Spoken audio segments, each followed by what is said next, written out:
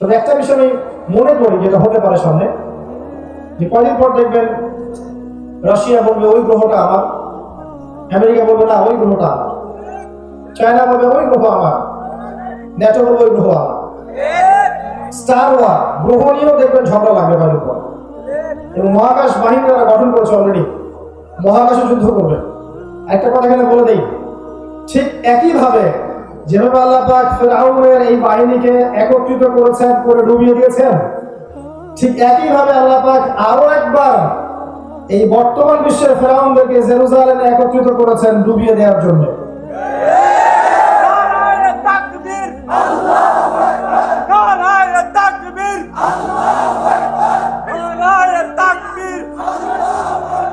আল্লাহ পাক এমনি এমনি করেনি এটা, তারা আস্তে আস্তে আরো উন্নতি করবে। বিগত 70 বছর আগে তাদের কোনো রাষ্ট্র ছিল না, তাদের থাকার জায়গা ছিল না। 1914 সালে যখন প্রথম বিশ্বযুদ্ধের ঘটনাগুলো ঘটছে এবং অটোমান এম্পায়ার টার্কিশরা যখন পরাজিত হলো, এরপর তারা ওই জেরুজালেমে ঢোকার সুযোগ পেয়েছে।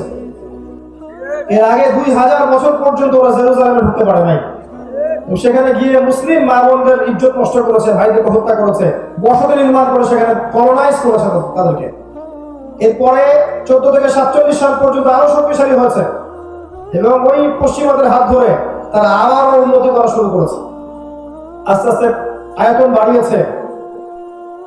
বাড়িয়েছে, অর্থনৈতিক সমৃদ্ধি করেছে, সমরাস্ত্র সমৃদ্ধি করেছে, ফোর্স তৈরি করেছে, পুরো ওয়ার্ল্ডকে তারা ডমিনেট করছে এখন।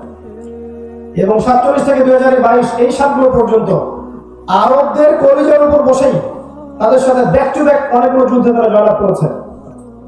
তারা বিশ্বের ব্যাংকিং সিস্টেম, পলিটিক্যাল সিস্টেম থেকে শুরু করে মিডিয়া, প্রযুক্তি, অস্ত্র, সমরাস্ত্র, এভরি সিঙ্গেল সেক্টর ওরা নিয়ন্ত্রণ করেছে এখন। সামনে আরো করবে। কারণ কি জানেন, বিগত 100 বছরে আমরা কি করেছিলাম জানেন? আমরা ফোরমার জিরাপি খেয়েছি। আমরাও যদি এখন এই যুগে কোরআন এবং সুন্নাহর হকগুলো আদায় করি, ইনশাআল্লাহ তাআলা দেখবেন আপনি আগামী 20, 30, 40, 50 বছর পর হলেও এমন প্রজন্ম গড়ে উঠবে ইনশাআল্লাহ, দেখবেন যারা আল্লাহর জমিন আল্লাহর দিন কায়েম করে ছাড়বে ইনশাআল্লাহ।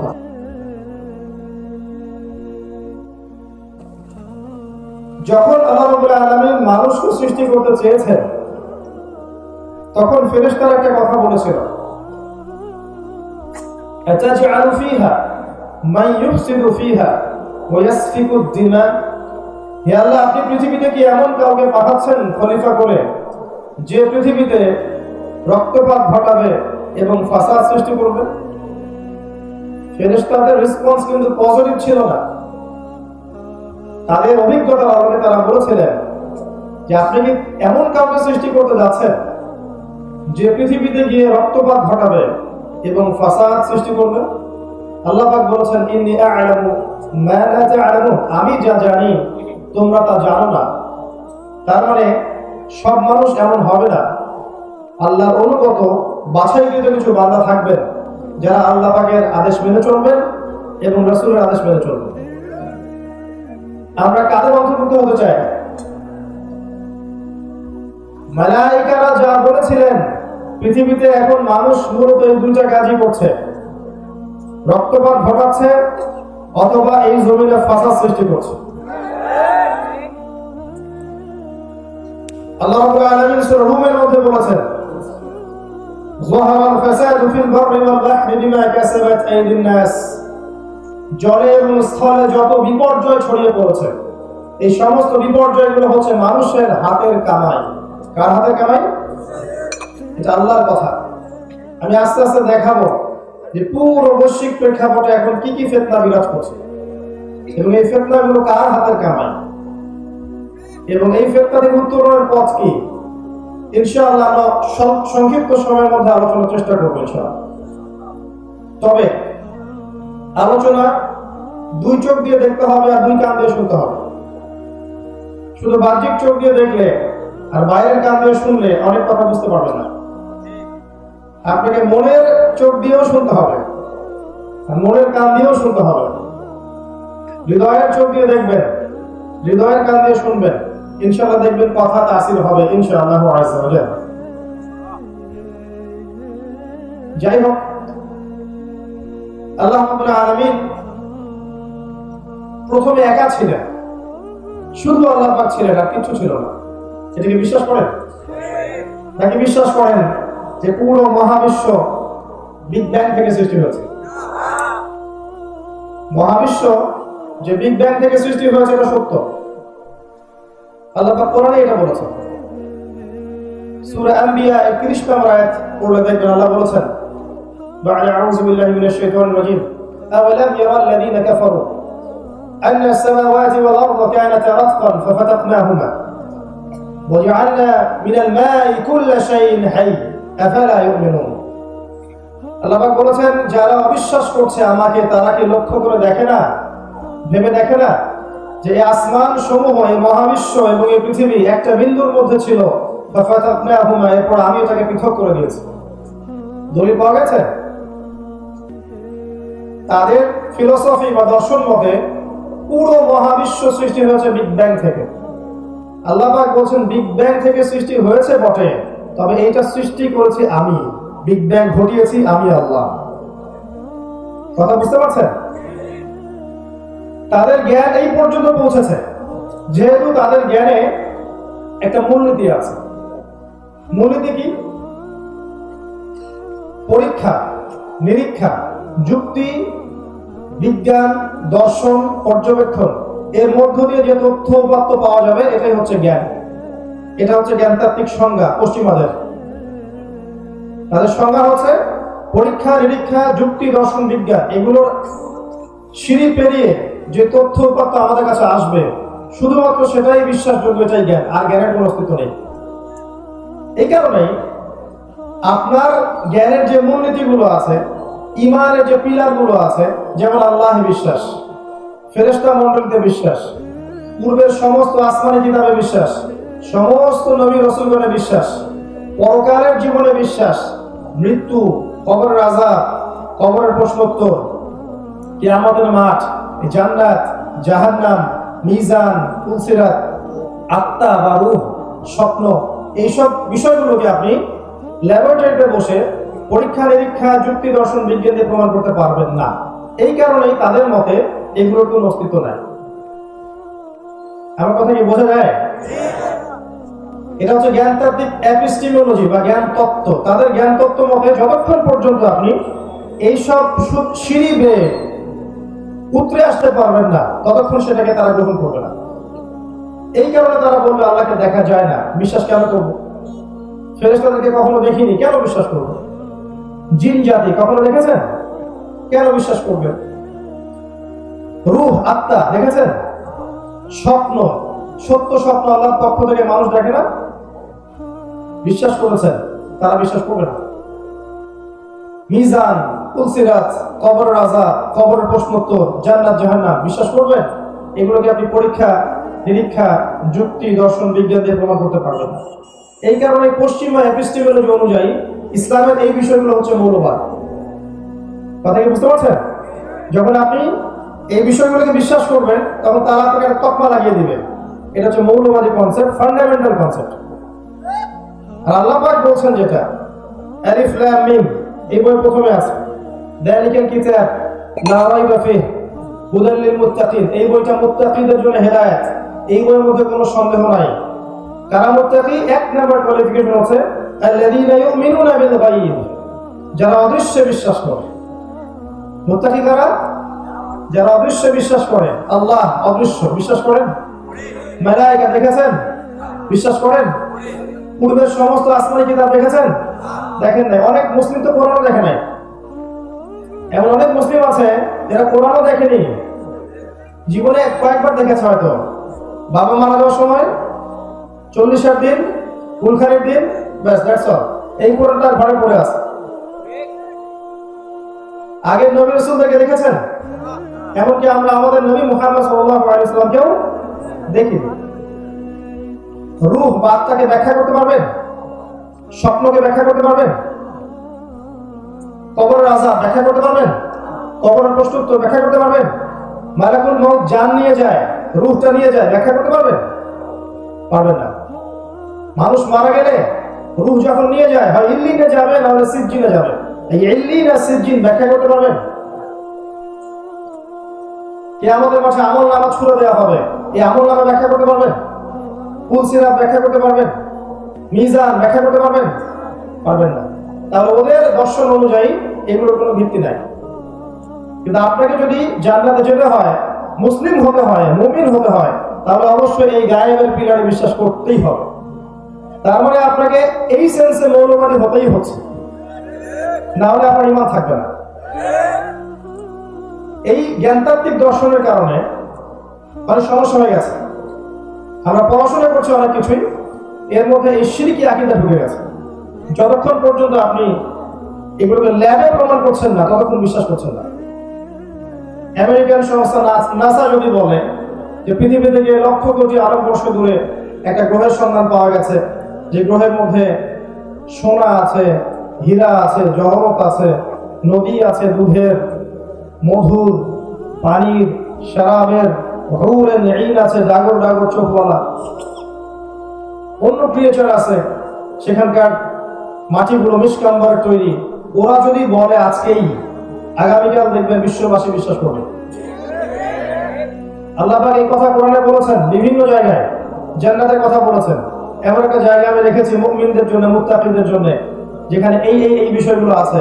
তেমনি এমনও বিষয় আছে যা তোমরা কখনো চোখেও দেখোনি, কল্পনা করতে পারো না, কিন্তু আমরা বিশ্বাস করছি না। যারা বিশ্বাস করে তাদেরকে এখন বাঁকা চোখে দেখা হয়। তো জ্ঞানতাত্ত্বিক পার্থক্যটাকে বোঝেন। এই জ্ঞান কোত্থেকে আসলো? আল্লাহ রাব্বুল আলামিন একা ছিলেন, আর কিচ্ছু ছিল না। এরপর আল্লাহ পাক সৃষ্টি করেছেন এই মহাবিশ্ব। কয় দিনে? মাত্র 6 দিনে। এই দিন কি আমাদের দিনের মতো? না, এই দিন আমাদের দিনের মতো নয়। আল্লাহর দিনের হিসাব আর আমাদের দিনের হিসাব এক নয়।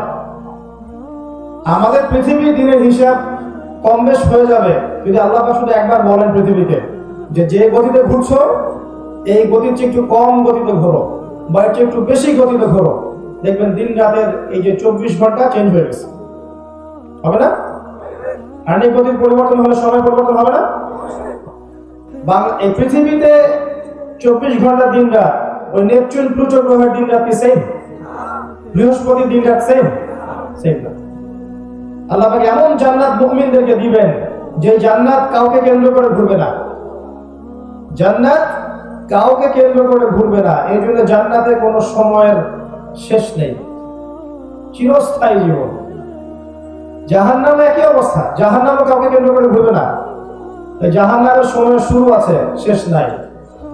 একসময় আল্লাহ একা ছিলেন, আর কিছু ছিল না। হুয়াল আউয়াল, তিনি প্রথম। এরপর আল্লাহ পাক কি করলেন? মহাবিশ্ব সৃষ্টি করলেন। তবে তার আগে একটা কাজ করেছেন আল্লাহ। আল্লাহ পাক কলম সৃষ্টি করেছেন। কি করেছেন? কলম। মনে রাখবেন কথাটা, আল্লাহ পাক কলম সৃষ্টি করেছেন। এবং কলম সৃষ্টি করে আল্লাহ পাক বলেছেন, উক্তব, তুমি লিখো। এটা কিরকম কলম আল্লাহ ভালো জানেন, আমরা জানি না। আমরা বিশ্বাস করি, কারণ আমরা গায়েবে বিশ্বাস করি। কলম বলেছিল মাযা আকতুব, আমি কি লিখবো? আল্লাহ বলেছেন কিয়ামত পর্যন্ত যত কিছু হবে সবকিছু এই লাওহে মাহফুজে লিখে ফেলো। কলম প্রত্যেকটা সৃষ্টির তাকদীর লাওহে মাহফুজে লিখে ফেলেছে। আপনি দুনিয়াতে যাই করেন, আপনার রিজিকে যত দানা চাল আছে, এর একটা দানা বেশি আপনি খেতে পারবেন না। আপনি পৃথিবীতে যত কষ্টই থাকেন, হতাশায় থাকেন, একটা দানা রেখে পৃথিবী থেকে আপনি যাবেন না। তাই রিজিকের জন্য ঘুষ, সুদ, দুর্নীতি, অন্যের সম্পদ আত্মসাৎ করা, প্রতারণা, সিন্ডিকেট, মাপে কম দেওয়া, এগুলো ছেড়ে দেন। আপনার রিজিক আপনার কাছেই আছে, কেউ কেড়ে নিতে পারবে না। মৌত যেমন মানুষকে খোঁজে, রিজিক তেমন মানুষকে খোঁজে। আমাদের কাউন্সিলর সাহেবের বাসায় বা তার আত্মীয়র বাসায় আজকে আমার রিজিক লেখা ছিল বলেই এখানে এসেছে, না হলে আসতে পারতাম না। তো তাকদীর লেখা হয়ে গেছে, এটাকে বলে তাকদীর। এখানে একটা কথা বলি, কিছু মানুষ আছে যারা বলে যে তাকদীর বলতে কিছু নাই। এদেরকে কি বলা হয় জানেন? এদের আরবি নাম হচ্ছে কাদারিয়া। কি নাম? ভাগ্য বিশ্বাস করে না যারা, কাদারিয়া। তাদের মতে মানুষ নিজেই তার কর্মের নিয়ন্ত্রণ, মানুষ যা করবে মানুষ তাই পাবে।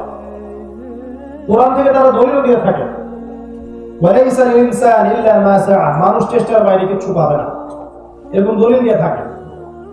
নবী সাল্লাল্লাহু আলাইহি ওয়াসাল্লাম বলেছেন, যারা তাকদীরে বিশ্বাস করে না তারা অসুস্থ হলে দেখতে যাবে না এবং তারা ইন্তেকাল করলে জানাজায় শরীক হবে না। আরেক শ্রেণী আছে তাকদীরকে টোটালি মানে অন্ধের মতো বিশ্বাস করে, কর্মের স্বাধীনতায় বিশ্বাস করে।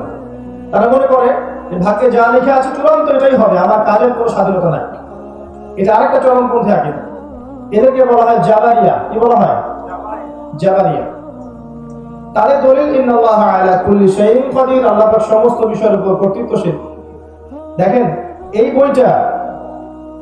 বইটাকে যারা নবী সাল্লাল্লাহু আলাইহি ওয়াসাল্লাম এবং সাহাবায়ে কেরামের বুঝ আন্ডারস্ট্যান্ডিং অনুযায়ী বুঝেছে তারা ইনশাআল্লাহ পরকালে নাজাত পেয়ে যাবে। নিজেদের মতো করে যারা এই বইটাকে বুঝতে গেছে তারা কোরআন পড়েও বিভ্রান্ত হয়ে গেছে। কোরআন পড়েও মানুষ বিভ্রান্ত হতে পারে। ইউদিল্লু বিহি কাসীরা ওয়া ইয়াহদি বিহি কাসীরা। আল্লাহ পাক এর মাধ্যমে অনেককে হেদায়েত দেন, অনেককে আবার পথভ্রষ্ট করে ফেলতে পারে। মানে কোরআন থেকে দলিল দিয়েই মানুষ পথভ্রষ্ট হয়ে যেতে পারে যদি কোরআনটাকে নবীর বুঝ অনুযায়ী না বোঝে, নিজের মন করা বুঝ অনুযায়ী ব্যাখ্যা করে। আচ্ছা, তো এই তাকদীর লেখার পর আল্লাহ পাক 6 দিনে এবং প্রত্যেক আকাশে, 7 আকাশে আল্লাহ পাক অসংখ্য ফেরেশতা সৃষ্টি করেছেন আগেই। তারা কি থেকে তৈরি? নূর থেকে তৈরি। মনে রাখবে, তারা নূর থেকে তৈরি। তারপরে আমরা বুঝতে পারছি যে মহাকালে এমন সময় চলে গেছে যখন মানুষের কোনো অস্তিত্ব ছিল না। ঠিক আছে? কথা ঠিক? আচ্ছা, এই কথা আল্লাহ পাক সূরা দাহরের মধ্যে বলেছেন, হাল আতা আলাল ইনসানি হিনুম মিন আদ-দাহর লাম ইয়াকুন শাইআন মাযকুরা। মানুষের উপরে এমন সময় অতিবাহিত হয়েছে যে মানুষ কোনো আলোচ্য বিষয়ই ছিল না এই মহাবিশ্বে। এই কথাটা আমি আপনাকে বলতে চাচ্ছি, এতগুলো বড় ভূমিকা করে। মানুষ এখন পৃথিবীতে যা করছে, রক্তপাত ঘটাচ্ছে, ফাসাদ সৃষ্টি করছে, আল্লাহ দ্রোহী আচরণ করছে, আল্লাহকে অবজ্ঞা করছে, রাসূলকে অমান্য করছে, নামাজ পড়ছে না, যাকাত দিচ্ছে না, যা ইচ্ছা তাই করছে, স্বৈরাচারী আচরণ করছে, ঘুষ খাচ্ছে, সুদ খাচ্ছে, জেনা করছে, ব্যভিচার করছে, অন্যের সম্পদ আত্মসাৎ করছে, হত্যা করছে, রাহাজানি করছে, চুরি করছে, ডাকাতি করছে। এগুলো মানুষ করছে না? মানুষের আচরণ দেখে মনে হচ্ছে যে পৃথিবীতে মানুষই সব, আর কিচ্ছু নাই। কিন্তু আল্লাহ পাক কোরআনে বলছেন এমন সময় চলে গেছে তোমাদের উপরে যে তোমরা কোনো আলোচ্য বিষয় ছিলে না। নিজের অবস্থান কত ক্ষুদ্র বুঝতে পারছেন? এই মহাবিশ্বে আমাদের অবস্থান কত ক্ষুদ্র। এই বিশাল মহাবিশ্বের ছোট্ট একটা গ্রহে, ছোট্ট একটা জায়গায় আমরা বাস করছি। আর সেই মানুষের অহংকার, উদ্ধত আচরণ দেখলে মনে হয় যে মানুষই সব, এর বাইরে কিছু নাই। আল্লাহ পাক এই মানুষদের সম্পর্কে কি বলেছেন শোনেন। আল্লাহ পাক সূরাতুল আ'রাফের 189 নম্বর আয়াতে বলেছেন, 179 নম্বর আয়াতে বলেছেন, ওয়ালাকাদ যারা'না লিজাহান্নামা কাসীরাম মিনাল জিন্নি ওয়াল ইনস। আমি প্রচুর জিন আর মানুষকে দিয়ে জাহান্নামকে পূর্ণ করব। লাহুম কুলুবুন লা ইয়াফকাহুনা বিহা, যাদের হৃদয় ছিল উপলব্ধি করত না। ওয়া লাহুম আযানুন লা ইয়াসমাউনা বিহা, যাদের কান ছিল শুনতো না। ওয়া লাহুম আ'য়ুনুন লা ইউবসিরুনা বিহা, যাদের চোখ ছিল দেখতো না। উলাইকা কাল আনআম, এরা ছিল গবাদি পশুর মতো। বাল হুম আদাল, বরং তার চাইতে নিকৃষ্ট। ওয়া উলাইকা হুমুল গাফিলুন, এবং তারা ছিল গাফিল সম্প্রদায়। আল্লাহ পাক এখানে বলেছেন অগণিত অসংখ্য মানুষকে দিয়ে আল্লাহ পাক জাহান্নাম পূর্ণ করবেন। অপরাধ, চোখ ছিল দেখতো না, কান ছিল শুনতো না, হৃদয় দিয়েছিলাম উপলব্ধি করতো না। আপনি বাইরের চোখ দিয়ে দেখেন না, এই চোখ দিয়ে দেখেন না, এই কান দিয়ে শোনেন না, তাহলে আল্লাহ পাক কোন চোখ আর কোন কানের কথা বললেন বলেন? নিঃসন্দেহে আমাদের হৃদয়ের একটা চোখ আছে না, হৃদয়ের একটা কান আছে না। যারা আল্লাহ দ্রোহী হয়ে যায় তাদের হৃদয়ের চোখ অন্ধ হয়ে যায়, হৃদয়ের কান বধির হয়ে যায়। যারা আল্লাহওয়ালা মানুষ তাদের হৃদয়ের চোখ খুলে যায়, হৃদয়ের কান খুলে যায়, সেখানে আল্লাহর নূর আসে, তারা ওই নূর দিয়ে বিশ্বকে দেখতে পারে। আল্লাহ পাক এরপরে গিয়ে আদম আলাইহিস সালামের সৃষ্টি করেছেন কি হিসেবে? খলিফা হিসেবে। কি হিসেবে? খলিফা কাকে বলে? যিনি কাপড় সেলাই করেন। তাই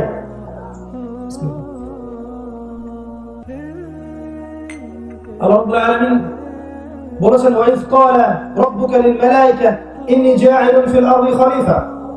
স্মরণ করো নবী সেই সময়ের কথা যখন আমি তোমার রব ফেরেশতাদেরকে বলেছিলেন যে নিশ্চয়ই আমি পৃথিবীতে খলিফা পাঠাতে চাই। এই খলিফা শব্দের ব্যাখ্যা কি? প্রতিনিধি।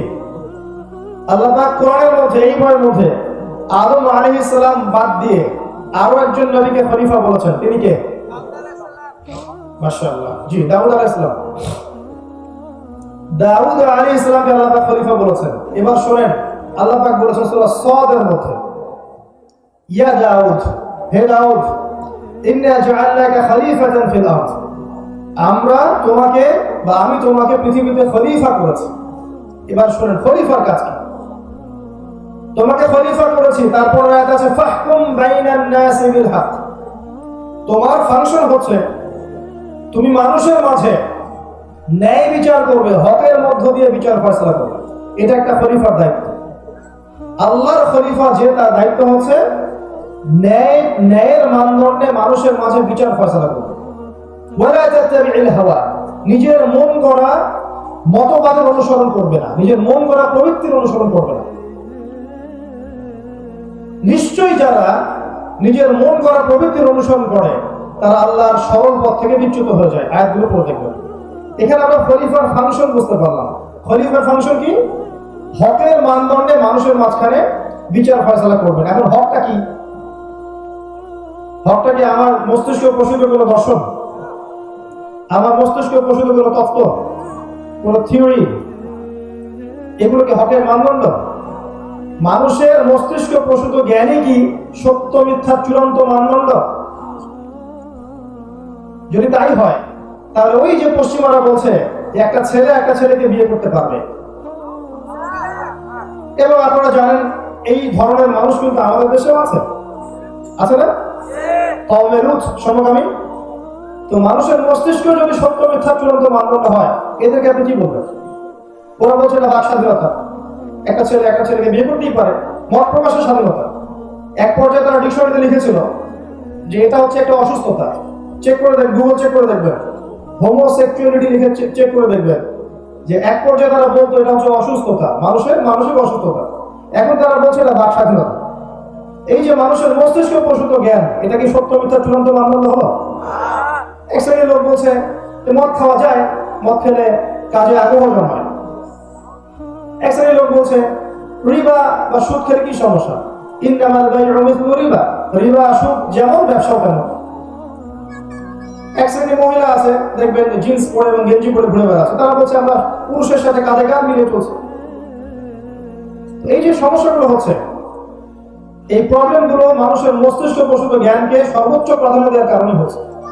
তাহলে আপনি সত্য মিথ্যার মানদণ্ড কোথায় বুঝবেন? এখানে আসেন। আল্লাহ পাক এই কোরআনের মধ্যে সূরা কাহফ নাম জানেন তো? সূরা কাহফ নামে একটা সূরা আছে না? এই সূরা কি থেকে বাঁচাবে? মাশাআল্লাহ, এই সূরাই আপনাকে দাজ্জাল থেকে বাঁচাবে।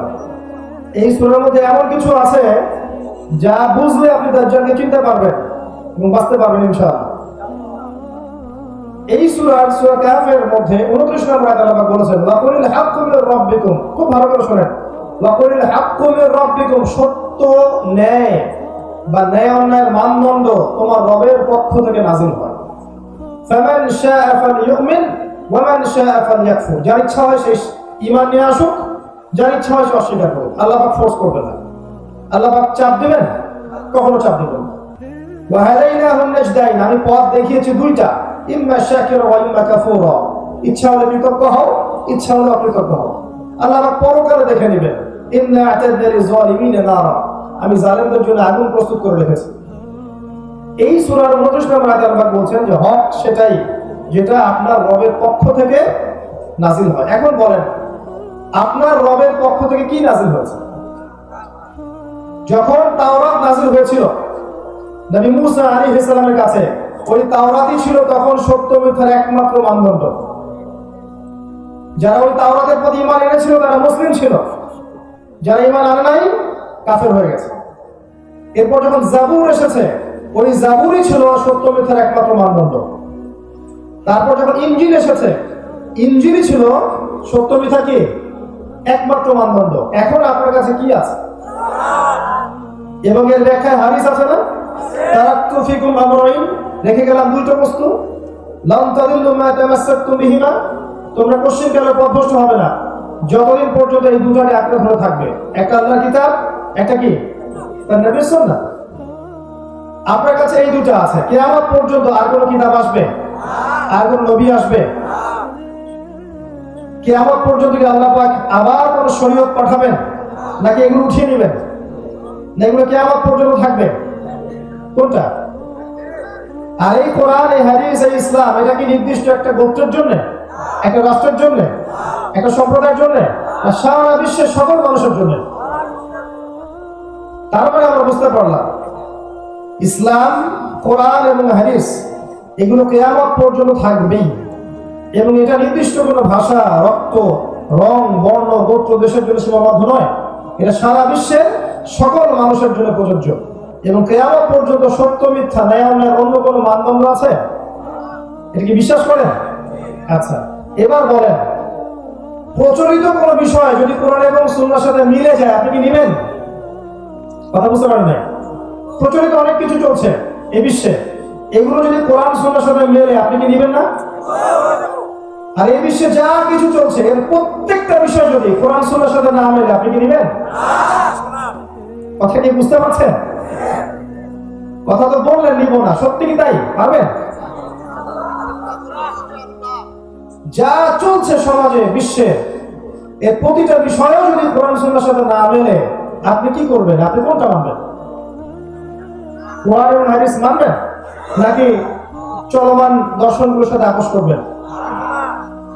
এখানেই পার্থক্য। এই বিষয়টা কেউ স্বীকার করে আত্মসমর্পণ করে মুসলিম হয়ে গেছে, কেউ অস্বীকার করে কাফের হয়ে গেছে, কেউ বা মনে অস্বীকার করেছে, মুখে মুখে বিশ্বাস করেছে, এই কাজ করে মুনাফিক হয়ে গেছে। কথা বুঝতে পারেন? এবার আসেন, এবার আল্লাহ পাক আদম আলাইহিস সালামকে সৃষ্টি করলেন। আপনার এই কথাটা মনে রাখেন, কিন্তু যে ওয়াদা করেছেন কোরআন এবং সুন্নাহর সাথে যা মিলবে নিবেন, যা মিলবে না নিবেন না। আচ্ছা, সুদ ভিত্তিক অর্থনৈতিক সিস্টেম কোরআন সুন্নাহর সাথে মিলে, তাই না ভাই? নিবেন?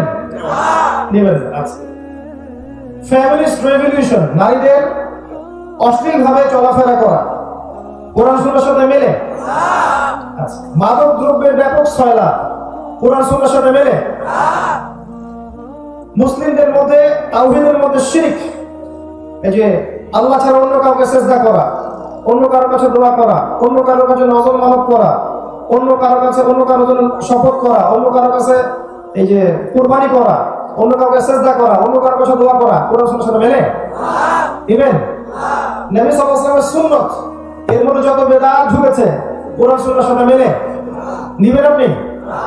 আচ্ছা, ওই প্রথমে যে এডুকেশনাল শিক্ষার কথা বললাম, জ্ঞানতাত্ত্বিক মানদণ্ড, আমরা বলে আমরা গায়বে বিশ্বাস করি, তারা গায়বে বিশ্বাস করে না, ওইটা কি কোরআন সুন্নাহর সাথে মিলবে?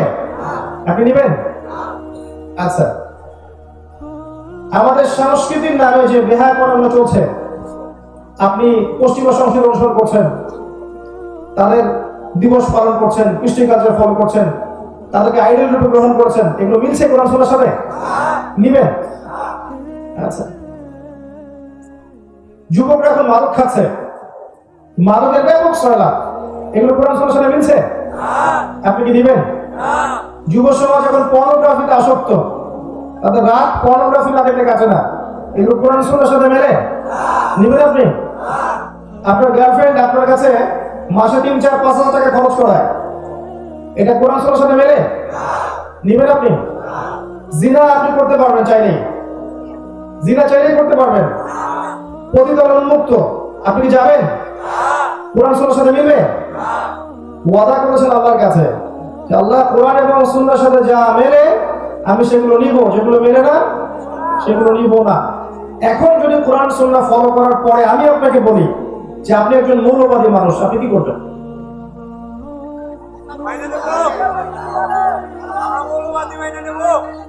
শব্দটার ব্যাখ্যা শোনেন। কোন একটা বিষয়ের মৌলিক বিষয়গুলো যারা মেনে চলে তাদেরকে ফান্ডামেন্টালিস্ট বলা হয়। একটা আদর্শ, একটা দর্শনের, একটা ধর্মের মৌলিক বিষয়গুলো যারা মেনে চলে তাদেরকে ফান্ডামেন্টালিস্ট বলা হয়। একটা ধর্মের মৌলিক বিষয়গুলো, নামাজ, রোজা, হজ, যাকাত, এগুলো যদি না মানে কেউ, সে কি মুসলিম হতে পারবে? এই শব্দটা খারাপ? কখনো খারাপ না। শব্দটা তো ভালো শব্দ। অবশ্যই আপনাকে এটা হতেই হবে, না হলে আপনি মুসলিম হতে পারছেন না। হ্যাঁ, একটা বিষয় খারাপ, সেটা কি? জোর করে নিজের আদর্শ অন্যের উপর চাপিয়ে দেয়। এটা খারাপ না? ইসলাম কি কখনো জোর করে অন্য কারোর উপর আদর্শ চাপিয়ে দিয়েছে? এই যে পৃথিবীতে, এবার দেখেন, আসেন বিশ্বের দিকে, এই যে পৃথিবীর বিভিন্ন দেশে পাখির মতো মুসলিমদেরকে হত্যা করা হয়েছে এবং হচ্ছে। যারা হত্যা করছে তাদের এগেইনস্টে কি ইসলাম, মুসলিমরা জোর করে ইসলাম চাপিয়ে দেওয়ার চেষ্টা করেছে? ইরাকের দিকে তাকান, ইরানের দিকে তাকান, ইয়েমেনের দিকে তাকান, প্যালেস্টাইনে তাকান, আফগানিস্তান, এই যে আপনার কাশ্মীর, এই যে আপনার এটা কি বলে মিয়ানমার, উইঘুর, প্রত্যেকটা কন্টিনেন্টে তাকান। যাদেরকে মেরে ফেলা হচ্ছে এরা কি অমুসলিম না বেশিরভাগই মুসলিম? মুসলিম মারা আছে, মুসলিম বোনরা আছে, আমাদের ভাইরা আছে, ছোট ছোট বাচ্চারা আছে। এরা কি জোর করে ইসলাম চাপিয়ে দেওয়ার চেষ্টা করেছে? ইসলামের পুরো ইতিহাস করে দেখেন, একদম আবু বকর সিদ্দিক রাদিয়াল্লাহু আনহুর যুগ থেকে ওমর, ওসমান, আলী রাদিয়াল্লাহু আনহুম, উমাইয়া খেলাফত, আব্বাসীয় খেলাফত, ফাতেমি খেলাফত, কর্ডোবার ইসলামী খেলাফত, এই যে মামলুক শাসন, মিশরের ফাতেমি খেলাফত, উসমানীয় খেলাফত, মুঘল, এই যে আফগান, প্রত্যেকটা কন্টিনেন্টের হিস্ট্রি পড়ে দেখেন, কেউ কি জোর করে ইসলাম চাপিয়ে দেওয়ার চেষ্টা করেছিল? ইসলাম কি তরবারির মাধ্যমে ছড়িয়েছে? কখনো না। ইসলামের সৌন্দর্য দেখে অনেক অমুসলিম ইসলাম কবুল করেছে, করে নাই? কিন্তু একটা রাষ্ট্র, মনে করেন বাংলাদেশ, এর সার্বভৌমত্বের দিকে যদি কেউ চোখ দেয়, বাঙালি কি চুপ করে বসে থাকবে? থাকবে কখনো? ঠিক সেভাবেই মদিনা রাষ্ট্রের সার্বভৌমত্বের দিকে যখন চোখ দিয়েছিল, রাসূল সাল্লাল্লাহু আলাইহি ওয়াসাল্লামকে বদরের যুদ্ধ করতে হয়নি? উহুদের যুদ্ধ করতে হয়েছে, খায়বারে যেতে হয়েছে, হুনাইনে যেতে হয়েছে। এটা একটা রাষ্ট্রের প্রতিরক্ষামূলক ব্যবস্থা। ওইটাকে যদি পশ্চিমবঙ্গ এখন কালারিং করে দেখায় যে এর কারণে মুসলিমরা সন্ত্রাসী, ঠিক আছে কথাটা কি? পশ্চিম কারো ঠিক নাই। বরং তারা বিগত 100 বছরে এই বিশ্বে কোটি কোটি মানুষকে বোম মেরে হত্যা করেছে। ওদেরকে তো আমরা এই কথাগুলো বলতে পারি না। ইসলাম কখনো কারোর উপর জোর করে চাপিয়ে দেওয়া হয়নি। আল্লাহ পাক নিষেধ করেছেন, লা ইকরাহা ফিদ-দীন। দ্বীনের মধ্যে কোনো বাড়াবাড়ি আছে? সত্য মিথ্যা আলাদা হয়ে গেছে, আলাদা হয়ে যায়নি। যার ইচ্ছা হয় সে ইসলাম কবুল করে হেদায়েতের পথে আসবে, যার ইচ্ছা হয় না সে সেই অবস্থায় মৃত্যুবরণ করবে। আল্লাহ পাকের কিছু আসে যায়? আমরা কোরআন এবং সুন্নাহর মূলনীতিগুলো ফলো করব ইনশাআল্লাহ আজ্জা ওয়া জাল। এবং এই মূলনীতিগুলো ব্যক্তি পর্যায়ে আছে, আপনার পারিবারিক পর্যায়ে আছে, সোশ্যাল পর্যায়ে আছে, ওয়ার্ল্ড ওয়াইডও আছে। যার যেখানে সক্ষমতা সে সেখানে পালন করবে ইনশাআল্লাহ। এবার আসেন, আল্লাহ পাক আদম আলাইহিস সালামকে যে সৃষ্টি করলেন, প্রথম তাকে কি করেছেন বলেন তো? কি করেছেন? নাম, জ্ঞান শিক্ষা দিয়েছেন, তাই না? ওয়াআল্লামা আদম আল-আসমা কুল্লাহা। এই কুল্লাহা শব্দটা মনে রাখবেন। আল্লাহ নিজে বলেছেন, আমি আদমকে প্রতিটা বিষয়ের নাম শিক্ষা দিয়েছি। মহাবিশ্বের প্রতিটা বিষয়ের জ্ঞান আল্লাহ পাক আদম আলাইহিস সালামকে শিক্ষা দিয়েছেন। বলেন সুবহানাল্লাহ। এমন জ্ঞান শিক্ষা দিয়েছেন যেই জ্ঞান আল্লাহ পাক মালায়েকাদেরকেও শিক্ষা দেননি। যখন আদম আলাইহিস সালামকে বলতে বলা হলো নামগুলো বলে দাও, তিনি সব নাম বলে দিলেন। ফেরেশতাদেরকে জিজ্ঞাসা করা হলো বলে দাও, তারা বলতে পারলো না। তারা বললো যে অতটুকুই জানি যতটুকু আপনি শিখিয়েছেন। এরপর আল্লাহ পাক বললেন আদমকে সিজদা করো, তাই না? এরপর ফেরেশতা নূরের, ওই যে নূরের ফেরেশতা এই মাটির আদম সন্তানকে সিজদা করলো। সুবহানাল্লাহ। আমরা কিন্তু আমাদের মূল্য বুঝি না, যে আমরা কত উন্নত সৃষ্টি, আল্লাহ পাকের কত প্রিয়, আল্লাহ কত ভালোবাসে, মহব্বতের সাথে আমাদেরকে সৃষ্টি করছেন। আমরা কিন্তু আমাদের মূল্য বুঝি না। যদি বুঝতাম যে আল্লাহ আমাদেরকে কত ভালোবাসে এবং আল্লাহ আমাদেরকে কি পরিমাণ গ্রহণ করতে চান, আমরা পশ্চিম গেল বেনামাজ থাকতাম না, বেরোজাদার থাকতাম না, আমরা আল্লাহর অবাধ্য হতাম না। একটা হাদিস মনে পড়লো বলি। একটা হাদিসে রাসূল সাল্লাল্লাহু আলাইহি ওয়াসাল্লাম বলেছেন, যে আল্লাহ পাকের কাছে 100 ভাগ রহমত ছিল, দয়া আছে। এই 100 ভাগ দয়ার 1 ভাগ দয়া বা রহমত আল্লাহ পাক এই বিশ্বের মধ্যে নাযিল করেছে। এই 1 ভাগ মহব্বতের কারণে দেখেন আপনি প্রেমিকার জন্য কি করছেন। আপনি মাকে মহব্বত করেন, বাবাকে মহব্বত করেন, স্ত্রী সন্তানকে ভালোবাসেন, এমনকি দেখবেন একটা গাভী তার বাচ্চাকে চেটে পরিষ্কার করে না? এই 1 ভাগ মহব্বতের কারণে। একদিন রাস্তায় চলতে গিয়ে দেখেছিলাম ফজর নামাজের পর যে কোন একটা গাড়ি সম্ভবত একটা কুকুরের বাচ্চাকে মেরে দিয়ে চলে গেছে। আর ওই কুকুরের মা যে সে রাস্তার পাশে দাঁড়িয়ে বসে আছে, বসে বসে তার চেহারাটা এত মায়াবী, এত বিষণ্ণ যে তার ছেলেটা এখানে মারা গেছে। এই যে মায়া, কুকুরের বাচ্চার প্রতি কুকুরের মায়া, ওই 1 ভাগ রহমতের একটা অংশ। এই 1 ভাগ রহমত আল্লাহ পাক আমাদের সবার মধ্যে দিয়ে দিয়েছেন। আর বাকি 99 ভাগ রহমত আল্লাহ পাক রেখেছেন কিয়ামতের মাঠে। এই রহমত দিয়ে আদম সন্তানকে মাফ করে দিবেন ইনশাআল্লাহ। আমরা সে আল্লাহকে ভুলে গেছি এখন। আমরা সে আল্লাহর জন্য সালাত করতে চাই না, সে আল্লাহর জন্য যাকাত দিই না, সে আল্লাহর জন্য দ্বীনের জন্য আমরা কাজ করি না। আল্লাহর দ্বীন আল্লাহর জমিনে প্রতিষ্ঠা হোক সেই চেষ্টা করি, বরং আল্লাহর দ্বীনের বিরোধিতা করার একটা ক্ষেত্র বাকি রাখি না। আমরা আল্লাহকে চিনতে পারি নাই। শোনেন, আল্লাহ পাক তো সেই সত্তা যিনি এখন জানেন যে আমাদের মধ্যে কে কে জান্নাতে যাবে, এখানে যারা বসে আছে, এবং মনে করেন আমাদের এখানকার মধ্যে এই ভাই জান্নাতে যাবে, মনে করেন এই ভাই জান্নাতে যাওয়ার 1 কোটি বছর পরে তিনি কি করবেন আল্লাহ পাক এখনই জানেন সেটা। আমার কথা কি বুঝতে পারছেন? আর মনে করেন এখানকার মধ্যে কোনো এক ভাই জাহান্নামে যাবে, নাউযুবিল্লাহ। সে জাহান্নামে যাওয়ার কোটি কোটি বছর পর কি আযাব ভোগ করবে আল্লাহ পাক এখনই সেটা জানেন, রাইট নাও। আপনি কোন আল্লাহকে ভুলে গেছেন? আমি অনেক লেকচারে বলেছি, প্রায় বলি কথাটা, যে আল্লাহ পাক ছাড়া সত্যিকার অর্থে আমাদের আপন বলে কেউ না। আমাদের উপরের মহলে, নিচের মহলে, পরিবারে, সমাজে, আত্মীয় স্বজন, স্ত্রী সন্তান অনেকে আছে, সত্যিকার অর্থে আল্লাহর মতো আপন আমাদের কেউ নাই।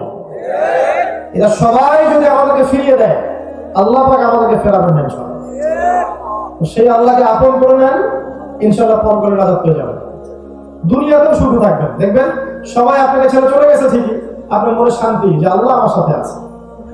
সবাই আপনাকে ভুল বুঝছে, দেখবেন আল্লাহ আপনাকে প্রশান্তি দিবেন যে আমি তোমার সাথে আছি, চিন্তা নেই।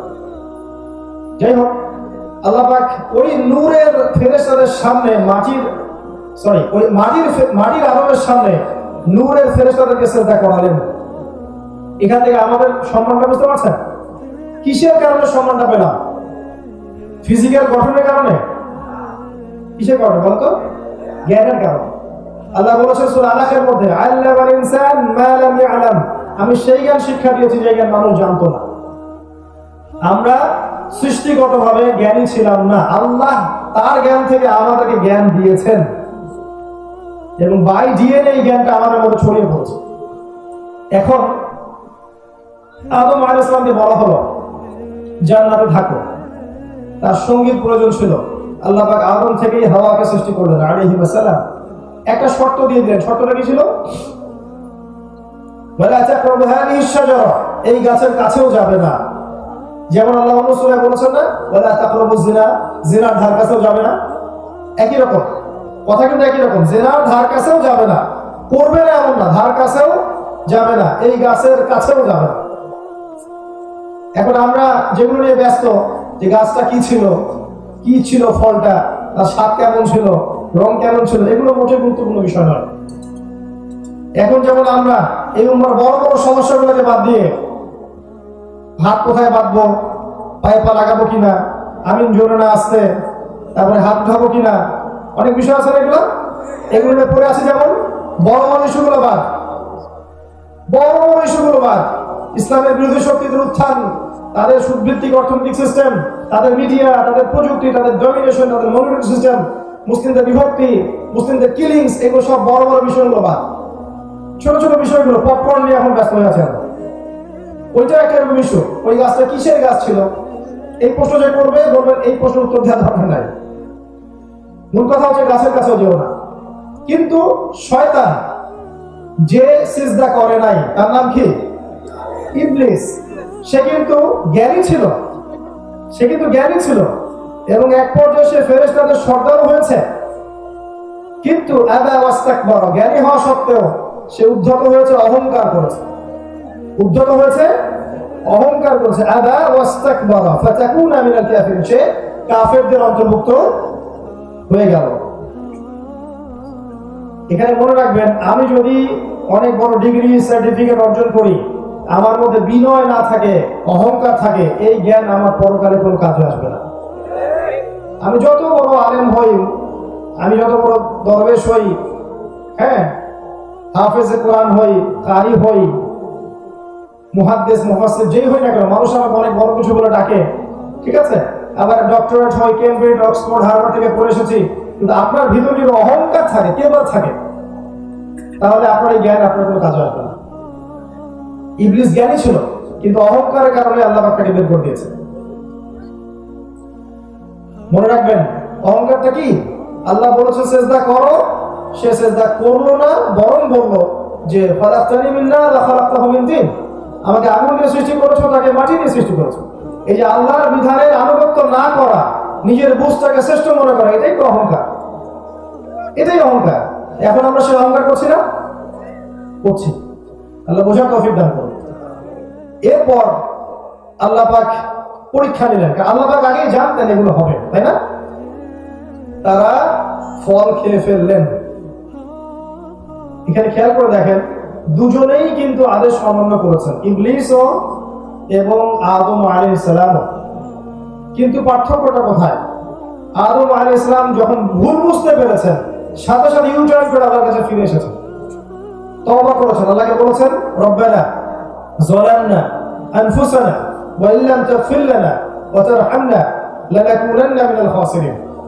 হে আল্লাহ, আমরা জুলুম করেছি নিজেদের নফসের উপরে, আপনি যদি আমাদেরকে মাফ না করেন আমরা ক্ষতিগ্রস্তদের অন্তর্ভুক্ত হয়ে যাব। আল্লাহ পাক মাফ করে দিয়েছেন, যখনই তিনি তওবা করেছেন আল্লাহ পাক মাফ করে দিয়েছেন। ইবলিস কিন্তু তওবা করেনি, এই পার্থক্য। এবার তওবা কবুল করার পরে, এই জায়গাগুলো একটু ভালো করে বোঝেন, তওবা কবুল করার পরেও আল্লাহ পাক কিন্তু আর জান্নাতে থাকতে দিলেন না, তাই না? এবার সেখান থেকে নামিয়ে দিলেন এই পৃথিবীতে। সূরা বাকারা 38 এবং 39 নম্বর আয়াতগুলো পড়ে দেখবেন। এখানে একটা আপনি মূলনীতি পাবেন। আল্লাহ নামিয়ে দিচ্ছেন আর বলছেন যে তোমরা উভয়েই নেমে যাও, তোমরা উভয়েই পৃথিবীতে নেমে যাও। ফাইম্মা ইয়াতিয়ান্নাকুম মিন্নি হুদান, তোমাদের কাছে আমার পক্ষ থেকে হেদায়েত আসবে। টাইম টু টাইম হেদায়েত আমার পক্ষ থেকে আসবে, আসমানি কিতাব, নবী রাসূল আসবেন। ফামান তাবিআ হুদায়া, যারা আমার হেদায়েত মেনে চলবে, ফালা খাউফুন আলাইহিম ওয়ালা হুম ইয়াহজানুন, তাদের কোনো ভয়ও থাকবে না, কোনো দুশ্চিন্তাও থাকবে না। ঠিক আছে কথা? আচ্ছা, এই সুন্নাত চলে আসছে না? প্রত্যেক যুগে যুগে আল্লাহ পাক আসমানি কিতাব পাঠাচ্ছেন না, নবী রাসূল পাঠিয়েছেন না, সর্বশেষ নবী মুহাম্মদ সাল্লাল্লাহু আলাইহি ওয়াসাল্লাম পর্যন্ত পাঠিয়েছেন। এটা একটা সূত্র। এরপরে আল্লাহ বলেছেন ওয়াল্লাযীনা কাফারু ওয়া কাযযাবু বিআয়াতিনা, কিন্তু মনে রাখবে, যারা হেদায়েত আসার পরেও আমার আয়াতকে অস্বীকার করবে, মিথ্যা প্রতিপন্ন করবে, ফাউলাইকা আসহাবুন নার, এরা হবে জাহান্নামের অধিবাসী, হুম ফিহা খালিদুন, তারা সেখানে চিরস্থায়ী হবে। এই হচ্ছে কোরআনের সহজ সরল একটা জীবন দর্শন। আল্লাহর হেদায়েত আসবে, আপনি যদি মানেন ইনশাআল্লাহ আপনি সেই জান্নাতে যাবেন যেখান থেকে এসেছেন। যদি না মানেন, আল্লাহ বলেছেন চিরস্থায়ী জাহান্নামে দিবেন ইবলিসের সাথে, এবং সেখানে আপনি চিরস্থায়ী হবেন, কেউ আপনাকে বাঁচাতে আসবে না। এই হলো সহজ সরল জীবন দর্শন। যত তত্ত্ব উপাত্ত দর্শন বিজ্ঞানী খাটান না কেন, এর চেয়ে সহজ সরল কোনো জীবন দর্শন নেই। এটাই চূড়ান্ত, এর বাইরে কিছু নেই। এবার পৃথিবীতে আসা হলো, আসার পরে প্রথম দুর্ঘটনা কি ঘটলো? হাবিল আর কাবিলের ঘটনা মনে আছে? ভাই ভাইকে হত্যা করেছিল। কোন ভাই হত্যা করেছিল? কাবিল হাবিলকে। ফেরেশতাদের কথা মনে রাখেন, তারা কি বলেছিল? তারা পৃথিবীতে যাবে এবং রক্তপাত ঘটাবে, ফাসাদ সৃষ্টি করবে। মিলছে? মিলছে। দেখেন, এবার আল্লাহ পাক কাবিলকে জাহান্নামে দিলেন, আর হাবিল ইনশাআল্লাহ জান্নাতে যাবে। মনে রাখবেন, নবী সাল্লাল্লাহু আলাইহি ওয়াসাল্লাম বলেছেন, পৃথিবীতে যত হত্যাকাণ্ড হবে প্রত্যেকটা খুনের পাপের একটা অংশ কাবিলের আমলনামায় যুক্ত করা হবে। কারণ সেই প্রথম পৃথিবীতে এই হত্যাকাণ্ড সূচনা করেছে। এটা বলে গুনাহে জারিয়া। সদকায়ে জারিয়া যেমন আছে, গুনাহে জারিয়াও আছে। আপনি একটা মসজিদ করে দেন, যত মানুষ নামাজ পড়বে ইনশাআল্লাহ আপনি কি পাবেন। আপনি একটা সিনেমা হল করেন, যত মানুষ নোংরা সিনেমা দেখবে সমস্ত গুনাহ আপনি পাবেন। চয়েস ইজ ইয়োর্স, আপনার চয়েস। এবার তারপরের যুগে আসেন নূহ আলাইহিস সালাম। আমি একটা বিষয় বলতে যাচ্ছি যে আপনাকে আমি যুগে যুগে আল্লাহ পাকের সুন্নাত দেখাবো, যুগে যুগে আল্লাহ সুন্নাত দেখাচ্ছে আপনাকে। নূহ আলাইহিস সালামের যুগে আসেন, 950 বছর তিনি দাওয়াত দিয়েছেন। কত বছর? 950 বছর, 9টা শতাব্দী মানুষকে দাওয়াত দিয়েছেন। আল্লাহ পাক দিয়েছিলেন তাকে। অল্প কিছু মানুষ ইসলাম কবুল করেছিল, যাদেরকে নিয়ে তিনি নৌযানে করে সফর করেছেন। বাকিদেরকে আল্লাহ পাক কি করেছেন? তুফান দিয়ে, প্লাবন দিয়ে একদম ডুবিয়ে দিয়েছেন। জানেন নাই? আল্লাহর সুন্নাত, ওই আয়াতটা মনে রাখেন, যারা আমার বিধান মেনে চলবে নাজাত পাবে, মেনে চলবে না পৃথিবীতে লাঞ্ছিত হবে, পরকালে জাহান্নামে যাবে। এই আয়াতটা মনে রাখেন। এবার নূহ আলাইহিস সালামের যুগে চলে আসেন, দেখেন যারা তার প্রতি ঈমান এনেছে আল্লাহ পাক তাদেরকে পার করে দিয়েছেন, জানেন নাই? আর যারা আনে নাই আল্লাহ পাক ডুবিয়ে মেরেছেন, মারে নাই। আচ্ছা, এর পরের যুগে যান, দেখেন আদ জাতি, বিশাল বিশাল শারীরিক দেহ, অনেক বড় বড় কাঠামো দেহের, একদম তাল গাছের সমান সমান লম্বা এক একজন। এবং তারা বলতো মান আশাদ্দু মিন্না কুওয়া, আমাদের চেয়ে শক্তিশালী কোনো কম থাকতে পারে? তারা এই কথাটা বলতো। পাহাড় কেটে কেটে বাড়ি নির্মাণ করতো। আজকে আমরা সভ্যতার বড়াই করি না যে আমাদের সভ্যতা অনেক উন্নত, সায়েন্সের যুগ, টেকনোলজি যুগ। আল্লাহ পাক বলেছেন সূরা ফাজরের মধ্যে, ইরামা যাতিল ইমাদ লাম ইখলাক মিসলুহা ফিল বিলাদ। ওই আদ এবং সামুদের ওই শহরের কথা আল্লাহ পাক বলছেন, এইরকম উন্নত সভ্যতা এই পৃথিবী থেকে গড়ে তুলতে পারেনি এখন পর্যন্ত। দেখেন ওই জাতি বলেছিল আমাদের যে শক্তিশালী আর কি আছে। তাদের নবীর নাম ছিল হুদ আলাইহিস সালাম। যারা তার নবীকে স্বীকার করেছিল, আল্লাহর বিধান মেনেছিল, আল্লাহ পাক নাজাত দিয়েছিলেন। যারা মানে নাই, ওদেরকে আল্লাহ পাক কি দিয়ে ধ্বংস করেছেন? ঝড় দিয়ে ধ্বংস করেছেন। কি দিয়ে? আল্লাহর শাস্তিটা মনে রাখবেন। বলেছিল আমি অনেক শক্তিশালী, আল্লাহ পাক ঝড় বাতাস দিয়ে উড়িয়ে দিয়েছেন একেবারে। দেখি তোমার কত শক্তি। পরে যাদের সামুদ, যার নবী সালেহ আলাইহিস সালাম, একই সুন্নাত, যারা ওই নবীর কথা মেনেছে আল্লাহ পাক নাজাত দিয়েছেন, মানে নাই আল্লাহ পাক বজ্রপাত দিয়ে ধ্বংস করে দিয়েছেন। কি দিয়ে? বজ্রপাত দিয়ে। এরপরে যান ওই ইব্রাহিম আলাইহিস সালামের যুগ। ইব্রাহিম আলাইহিস সালাম তাওহীদপন্থী ছিলেন না? নাকি তিনি ইহুদি ছিলেন, নাসারা ছিলেন? কি ছিলেন? ওয়ালাকিন কানা হানিফান মুসলিমা, তিনি একনিষ্ঠ মুসলিম ছিলেন। আল্লাহ পাক ইব্রাহিমকে সেভ করলেন, তার অনুসারীদেরকে বাঁচালেন। নমরুদকে কি আল্লাহ পাক বাঁচিয়েছেন? তার অনুসারীদেরকে কি আল্লাহ পাক বাঁচিয়েছেন? ডুবিয়ে দিয়েছেন, শেষ করে দিয়েছেন। একই সুন্নাত, একই সুন্নাত। যান মুসার যুগে আলাইহিস সালাম, ফিরআউন পরাশক্তি তার কাছে আছে। এখনকার রাশিয়া, চায়না, এখনকার আমেরিকা, ব্রিটেন, ন্যাটোর মতো একদম পরাশক্তি, বিশাল ফোর্স। বনু ইসরাঈলকে ধাওয়া করলো, আল্লাহ পাক সবগুলোকে এক জায়গায় একত্রিত করলেন লোহিত সাগরে, করে মুহূর্তের মধ্যে ডুবিয়ে মেরে দিলেন, মানে নেই? আর বনু ইসরাঈলকে আল্লাহ পাক উদ্ধার করলেন না? একই সুন্নাত। আল্লাহর আদেশ মানবেন, আল্লাহ পাক দুনিয়াতে বাঁচাবেন, পরকালে বাঁচাবেন। মানবেন না, উভয় জায়গাতে ধ্বংস আছে। একটা কথা এখানে বলে দেই, ঠিক একই ভাবে যেভাবে আল্লাহ পাক ফিরআউনের এই বাহিনীকে একত্রিত করেছেন, করে ডুবিয়ে দিয়েছেন, ঠিক একই ভাবে আল্লাহ পাক আরো একবার এই বর্তমান বিশ্বের ফিরআউনদেরকে জেরুজালেমে একত্রিত করেছেন ডুবিয়ে দেওয়ার জন্য।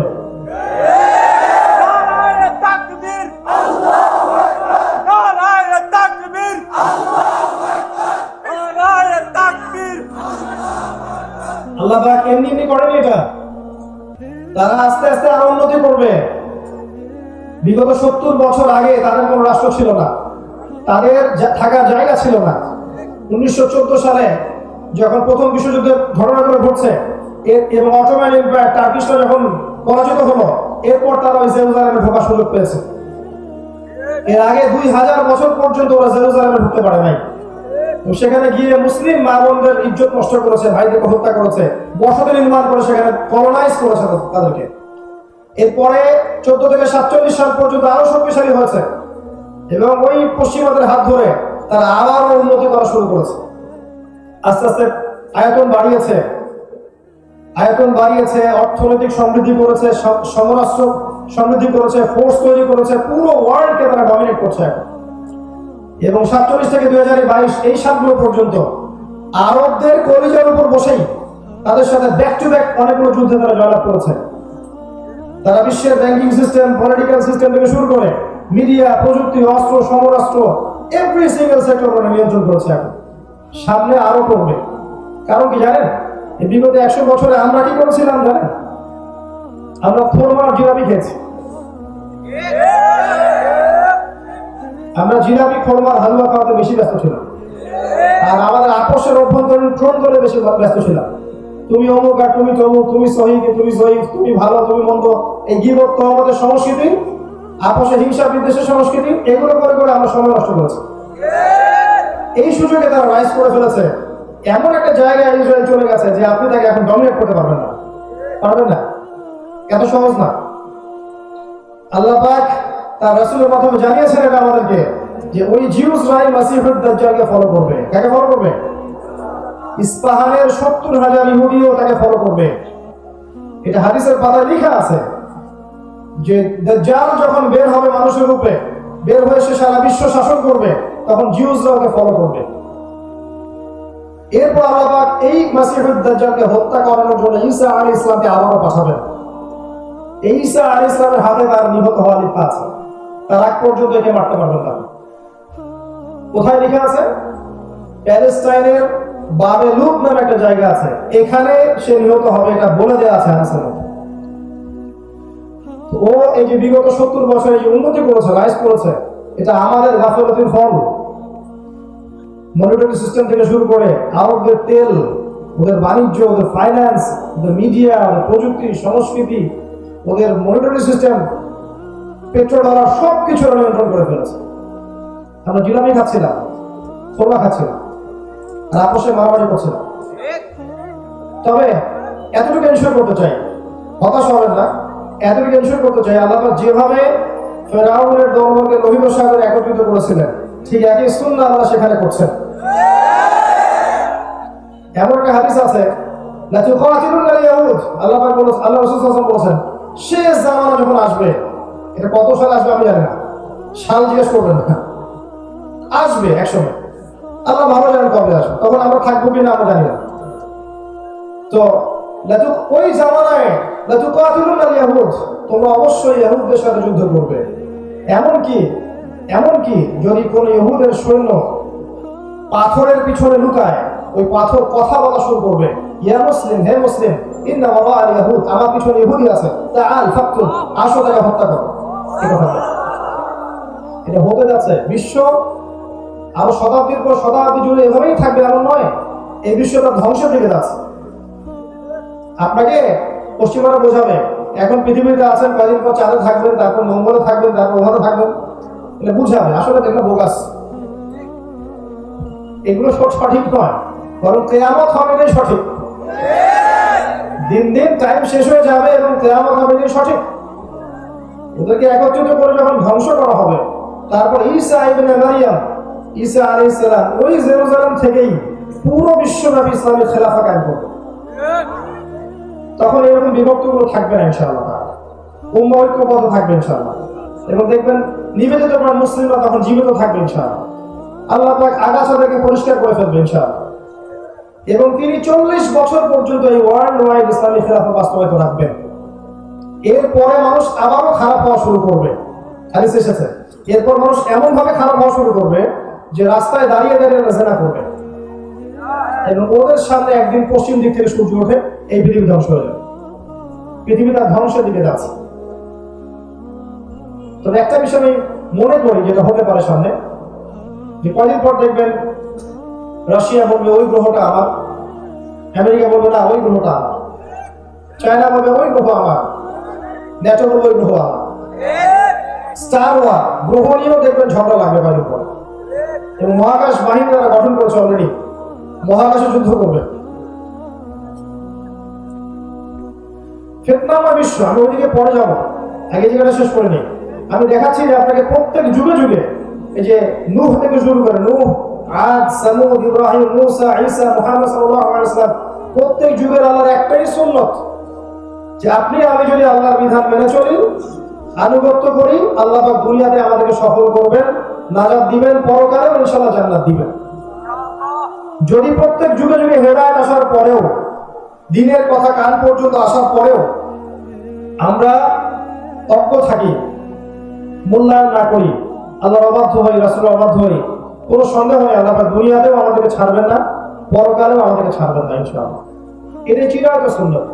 কোন পথে যেতে চান ডিসিশন আপনাদের। আল্লাহ পাক ফোর্স করবেন না, আল্লাহ পাক জবরদস্তি করবেন না, আপনাকে জোর করে মসজিদেও পাঠাবেন না, আল্লাহ পাক এগুলো করবেন না। সিদ্ধান্ত আমাদেরকে নিতে হবে আমরা কোন পথে যাব। এখন আমরা সবাই মুসলিম, আমরা সবাই চাই দিনের বিজয় হোক, দিন ভালো থাক, আমরা ইসলামে বাঁচি, শান্তিতে রাষ্ট্র চলুক, সমাজ চলুক, একটা ঐক্যবদ্ধ মুসলিম উম্মাহ হিসেবে আমরা চলি। কিন্তু এর জন্য কিছু বেসিক কাজের প্রয়োজন আছে। যে কাজগুলো যদি আমরা করতে না পারি তাহলে কোশ্চেন কালেও এগুলো সম্ভব হবে না।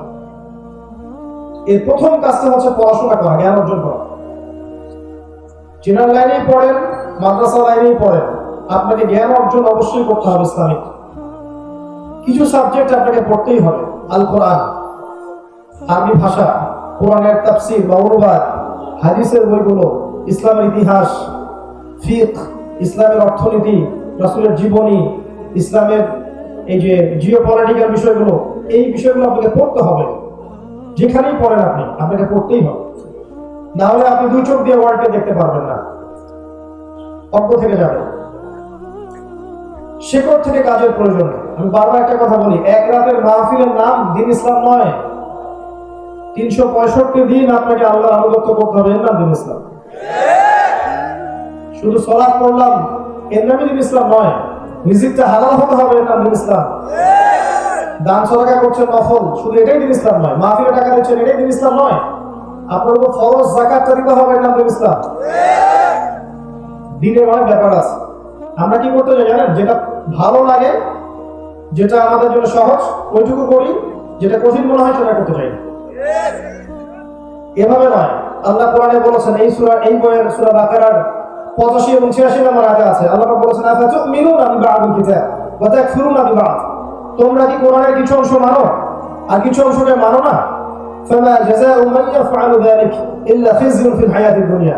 যারা এমন আচরণ করবে, কোরআনের কিছু অংশ মানবে, কিছু অংশ মানবে না, এই দুনিয়াতেই তাদেরকে আমি লাঞ্ছিত করব, আর কিয়ামতের মাঠে আমি তাদেরকে মর্মান্তিক শাস্তির দিকে নিয়ে যাবো। নাউযুবিল্লাহ। অতএব কিছু মানবে, কিছু মানবে না, এমন না। পরিপূর্ণরূপে ইসলাম ফলো করতে হবে, পড়াশোনা করতে হবে, তারপরে জানা অনুযায়ী আপনাকে আমল করতে হবে। এই চেয়ারে বসে আছেন, এই চেয়ারটা সবচেয়ে ডেঞ্জারাস।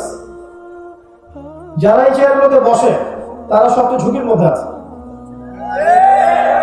তারা যদি কথা অনুযায়ী কাজ না করতে পারে তাহলে কোনো সন্দেহ নাই যে এই চেয়ারে বসেও আমি জাহান্নামে যাব। নাউযুবিল্লাহ। শোনেন, একটা হাদিস বর্ণনা করতে আবু হুরায়রা রাদিয়াল্লাহু আনহু অজ্ঞান হয়ে পড়ে যেতেন। তাকে যখন হাদিসটা জিজ্ঞাসা করা হতো, তিনি বলতে গিয়ে অজ্ঞান হয়ে পড়ে যেতেন। হাদিসটা হচ্ছে, 3টা ব্যক্তিকে দিয়ে আল্লাহ পাক জাহান্নাম উদ্বোধন করবেন। উদ্বোধন তো বোঝেন, আমরা অবশ্য উদ্বোধন করি না, ফিতা কেটে পাখি উড়িয়ে করি না। 3 ব্যক্তিকে দিয়ে করবেন। তার প্রথম ব্যক্তি হচ্ছে একজন শহীদ। কি নাম? আল্লাহ পাক তাকে ডাকবেন, ডেকে বলবেন যে তোমাকে এই নিয়ামত দিয়েছিলাম, স্বীকার করছো? সে বলবে হ্যাঁ স্বীকার করছি আল্লাহ। তুমি কি করেছো আমার জন্য বিনিময়ে? সে বলবে আমি পুরো জীবন তোমার জন্য দিয়ে দিয়েছি। আল্লাহ বললেন কাযিব, মিথ্যা কথা বলছো, তুমি এই জন্য জীবন দিয়েছো যে মানুষ তোমাকে অনেক বড় বীর বলবে। যাও আজকে জাহান্নামে, তুমি আমার জন্য জীবন দাও, আমার নিয়তে জীবন দাও। তুমি আরেকজনকে টাকা হবে, কি করেছো? আল্লাহ, আমি অনেক সম্পদের মালিক ছিলাম, আমি অনেক দান খয়রাত করেছি। আল্লাহ বলেন কাযিব, মিথ্যা কথা বলছো, তুমি এই জন্য দান করেছো যাতে মানুষ তোমাকে বড় দানবীর বলে। 3 নম্বর টাকা হবে একজন আলেম, দাড়ি টুপি। কি করেছো? জ্ঞান অর্জন করেছে আল্লাহ দিনের, অনেক বড় হাফেজ ছিলাম, কারি ছিলাম, আলেম ছিলাম, দিনের বহুত খেদমত করেছে। আল্লাহ বলবেন কাযিব, মিথ্যা বলছো, এই জন্য করেছো এই পরিশ্রম, মানুষ তোমাকে বড় বক্তা, বড় আলেম, বড় দায়ী, বড় কারি, বড় হাফেজ, বড় মওলানা বুজুর্গ বলে। এই হাদিসটা বর্ণনা করতে গিয়ে আবু হুরায়রা রাদিয়াল্লাহু আনহু অজ্ঞান হয়ে পড়ে যেতেন। এই চেয়ারে যারা বসে থাকেন, ধর্মতাত্ত্বিক দায়িত্ব যারা নিয়েছেন, তাদের ঝুঁকি সবচেয়ে বেশি। যার অনুযায়ী আমল থাকতে হবে। আলেম সেই ব্যক্তি, প্রকৃত আলেম সেই ব্যক্তি যে ব্যক্তি যারা অনুযায়ী আমল করে থাকে। প্রচুর জানেন আমল নাই, এটাকে প্রকৃত আলেম বলা হয় না। জাহেলকে, শুধু অজ্ঞমূর্খ জাহেল নয়, যে ব্যক্তি জাহেলিয়াতের কাজগুলো করে সে জাহেল। অজ্ঞতার কাজগুলো যে করে সে তো জাহেল, তাই না? ওই জাহেলের জাহেলিয়াতের যে কাজগুলো, এই কাজগুলো যারা করে ওদেরকে আমরা জাহেল বলবো না? ঠিক একইভাবে আলেম হতে হলেও আমল তো থাকতে হবে, যার অনুযায়ী আমল থাকতে হবে। আমি ভিতরের কথা বলতে চাই না, এতটুকু বলবো যে আমাদের যেমন চরিত্র, যেমন ব্যক্তিত্ব থাকা উচিত ছিল, আমরা মনে হয় সেটা রাখতে পারছি না। যখন আমাদের মধ্যে দুনিয়ার প্রেম ঢুকে যাবে, দুনিয়ার প্রেম এবং আল্লাহ ছাড়া অন্যকে ভয় ঢুকে যাবে, তখন দেখবেন ইলম অর্জন করে আপনি হক কথা বলতে পারবেন। যদি এই উদ্দেশ্যে আমি এখানে বসে থাকি, এখানে বসলে আমাকে প্রতি মিনিটে মিনিটে হাজার হাজার টাকা দেওয়া হবে, এই বক্তব্যের একটা জাররা পরিমাণ তাসির আপনার কলিজার মধ্যে হবে না। আর যা চলছে একে অপরের নামে গীবত, সমালোচনা, তহমত, হিংসা, রিয়া, শোডাউন, আইওয়াশ, এগুলো দিয়ে দিন ইসলামের প্রকৃত খেদমত হচ্ছে না। আপনি খেয়াল করে দেখবেন এমন এমন যারা বিজ্ঞ স্কলার, বিজ্ঞ আলেম, আল্লাহর খাস অনুগত বান্দা, তাদেরকে কখনো আপনি হয়তো ফেসবুকেও দেখেননি, ইউটিউবেও দেখেন। যারা দেখবেন সেজদায় রাতের বেলা কাচ্ছে, দিনের বেলা মাশাআল্লাহ দেখবেন ছাত্র তৈরি করছে, মানুষকে পড়াচ্ছে, আল্লাহর পথে মেহনত করছে, আপনি চিনেন না তাদেরকে, দেখেন না কখন। এখন আমাদের মধ্যে ঢুকেছে কি সেলিব্রিটিজম, তাই না? একটা ছবি, একটা সেলফি, এটা করি এটা করি, এমনি কিন্তু বকা দেয়নি আপনাদেরকে, সব তখন এসে বকা দেয়নি, এমনি বকা দেয়নি। প্রচন্ড বিপদে বোধ করি আমরা। এগুলো মনের নূর নষ্ট করে, মনের মধ্যে অহংকার নিয়ে আসে, রিয়া নিয়ে আসে, এবং দিনের যে আধ্যাত্মিকত্ব আছে নষ্ট হয়ে যায়। এগুলো আলেম ওলামাদের আমাদের সময় পায় না। এই কাজগুলো করবেন না। যারা অনুযায়ী আমল থাকতে হবে। দেশের ওয়াজ মাহফিলগুলোকে শিক্ষার মতো করে ব্যবহার করেন। একটা মাহফিল করবেন, 1 ঘন্টা আলোচনা করবেন, একটা বিষয় সুন্দর করে উপস্থাপন করে জনগণকে বোঝান, কল্যাণ হবে ইনশাআল্লাহ। শুধু বসে বসে কেচ্ছা কাহিনী আর গাল গল্প করলে হবে? মনে করেন, একটা কথা বল, মনে করেন আমি এখানে 1 ঘন্টা কথা বলবো, কথার কথা বলছি, আমি সৈয়দপুর থেকে এসেছি, আরে ঢাকায় নেমেছি, সেখান থেকে এসেছি, আমার একটা কষ্টিং আছে। মনে করেন আমাকে কর্তৃপক্ষ 30,000 টাকা দিল, কথার কথা। তো প্রত্যেক 1 মিনিট 2 মিনিটের জন্য, প্রত্যেক 2 মিনিটের জন্য আমি পাচ্ছি এখানে 1000 টাকা। কথা বুঝতে পারছেন? আচ্ছা, তো এই 2 মিনিটের হক তো আমাকে আদায় করতে হবে নাকি? এখানে আমি কেচ্ছা কাহিনী বলবো, গাল গল্প করবো। এখানে প্রতিটা মোমেন্ট আমার আমানত। যদি আমি আমাদের খেয়ালত করি তো আল্লাহ পাক আমাকে ধরবে না? আমরা আমাদের আমানত রক্ষা করতে পারছি না। যারা পারছে তাদের সংখ্যা খুব কম। এবং দেখবেন দিন দিন, ডে বাই ডে, আপনি দেখবেন জমিন আস্তে আস্তে আস্তে আস্তে আলেম শূন্য হয়ে যাচ্ছে। এবং এইটা কিন্তু কিয়ামতের সাইন। আল্লাহ রাসূল সাল্লাল্লাহু আলাইহি ওয়াসাল্লাম বলেছেন, শেষ জামানায় আলেমদের সংখ্যা কমতে থাকবে, বক্তাদের সংখ্যা বাড়তে থাকবে। এবং জাহেলদেরকে মানুষ আলেম মনে করবে, তাদের কাছে ফতোয়া জিজ্ঞাসা করবে, তারা মানুষকে বিভ্রান্ত করবে। অতএব বিজ্ঞ আলেম ওলামা যারা আছেন তাদের কাছে গিয়ে দিন শিখবেন।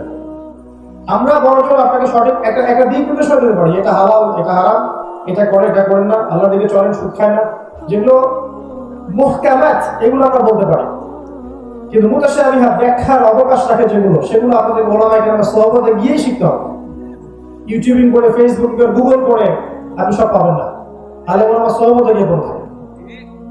আর এই সিলেবাসের কথাটা বললাম, এই সিলেবাস পড়াশোনা করা খুব ডিফিকাল্ট সময় চলছে এখন।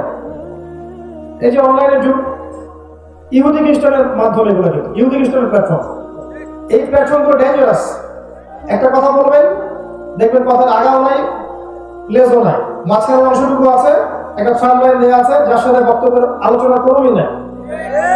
এবং ওই বক্তব্য দিয়ে দেখবেন তাকে বিতর্কিত করা হয়।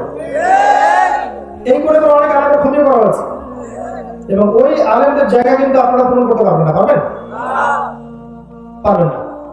আরেকটা বিষয় আছে সমস্যা আমাদের, অল্পতেই একজনকে মাথায় তুলে ফেলি, আবার খুব সামান্যতেই মাটিতে ছুঁড়ে ফেলে দেয়।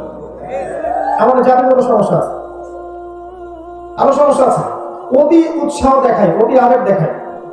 অতি আবেগ না, যখন আপনি কাউকে নিয়ে খুব বেশি মাতামাতি করবেন তখন তার দিকে মানুষের চোখ লাগবে এবং ইসলামের দুশ্মনরা খুঁজে পেয়ে যাবে যে তাদের কাকে নিয়ে সমস্যা। আপনি তুলে ধরছেন যে একে নেন, একে নিলে আপনার জন্য সেফ। আপনি আপনার সম্পদ, মূল্যবান রত্নটাকে লুকিয়ে রাখতে পারবেন না, আপনি বরং সবার সামনে ওপেন করে দিলেন। আর ইসলামের যারা শত্রু তারা ওটা ছিনিয়ে নিয়ে চলে গেল। তো বেশি আবেগ, বেশি মাতামাতি প্রয়োজন নাই। কে আল্লাহর জন্য কি করছে আল্লাহ তো দেখছেন না? ইনশাআল্লাহ দেখবেন আল্লাহ পাক যদি আমাদেরকে আল্লাহ যোগ্য মনে করেন, দেখবেন এই জেনারেশনের মাধ্যমে আল্লাহ পাক দিনের খেদমত কবুল করবেন ইনশাআল্লাহ। যদি আমরা যোগ্য না হই, দেখবেন আল্লাহ আমাদেরকে সরিয়ে দিয়েছেন, দিয়ে অন্য কওমকে হেদায়েত দিয়ে জায়গায় নিয়ে আসবেন। আল্লাহ পাক এটা বলেছেন, ইস্তাবদিল কওমান গায়রাকুম, তোমরা দায়িত্ব পালন না করলে আল্লাহ পাক অন্য কওমকে হেদায়েত দিয়ে জায়গায় নিয়ে আসবেন। সুম্মা লা ইয়াকুনু আমসালাকুম, তারা তোমাদের মতো হবে না। আমাদের ছেলেরা, তার পরের ছেলেরা দেখবেন এমন একটা প্রজন্ম নিয়ে আসবে যারা ইলম অর্জন করবে, জানো যে আমল করবে, হালাল খাবে, হারাম খাবে না, আদর্শ পরিবার করবে, দিনের জন্য মেহনত করবে, আল্লাহর জমিন আল্লাহর দিন কায়েম করে ছাড়বেন ইনশাআল্লাহ। আমরা যদি না পারি কোনো সমস্যা নেই,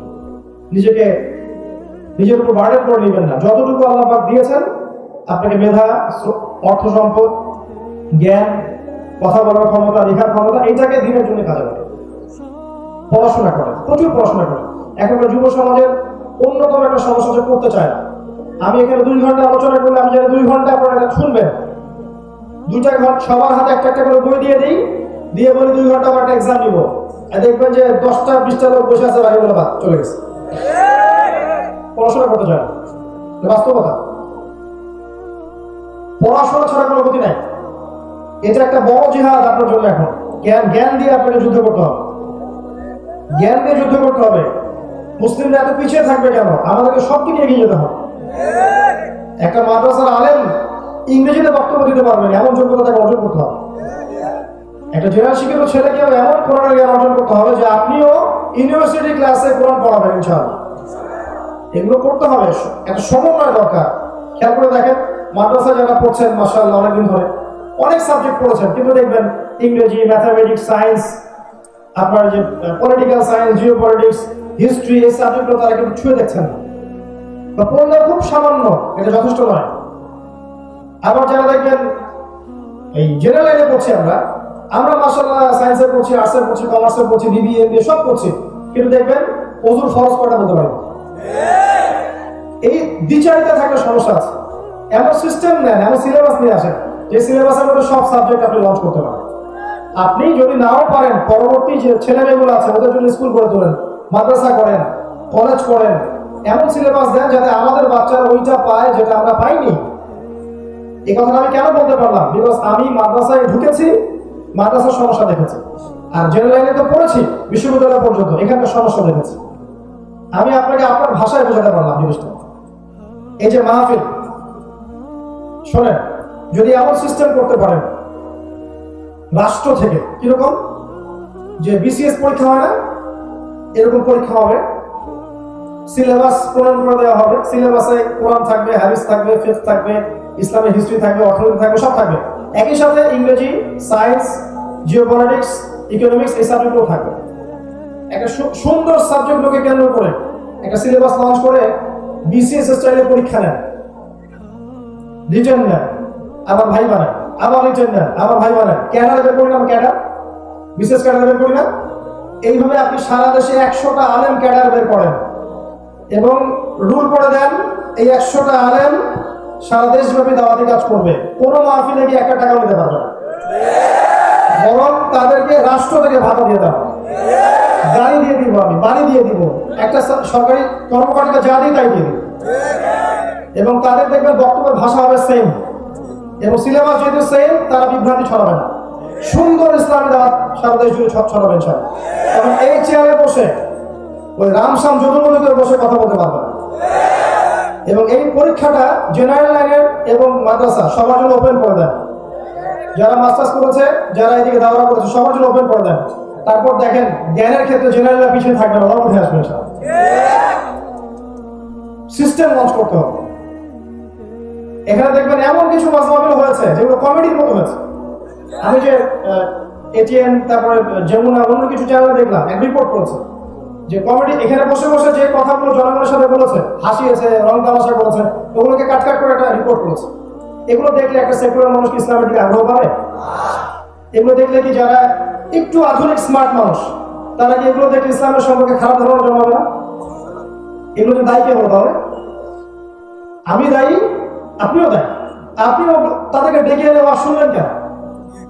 আপনি কি জন্য এরকম জাহেলদেরকে নিয়ে এসে কথা শুনলেন?